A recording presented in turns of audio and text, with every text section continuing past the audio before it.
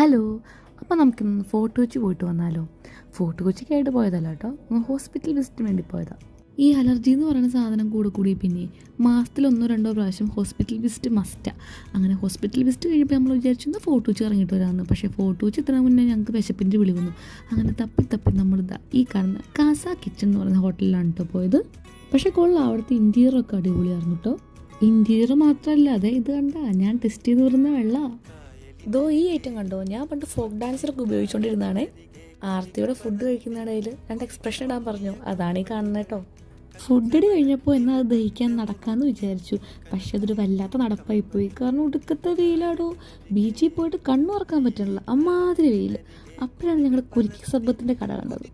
അപ്പോൾ പിന്നെ അവനൊരു സർബത്തും ഞാനൊരു ഉപ്പ് സോഡയും പറഞ്ഞു. എന്ത് മേടിച്ചാലും അപ്പുറത്തുനിന്ന് ഇപ്പുറത്തും കഴിയിട്ട് വരുന്നത് ഞങ്ങളുടെ ശീലമാണ്. ഉപ്പ് സോഡ കുടിച്ചപ്പോൾ കുറച്ച് എനർജി വന്നേ. എന്നാൽ ആ എനർജിയിൽ കുറച്ചങ്ങ് നടക്കാമെന്ന് വിചാരിച്ചങ്ങ് നടന്നു. പക്ഷെ പറ്റണില്ല സാറേ, നല്ല വെയിൽ.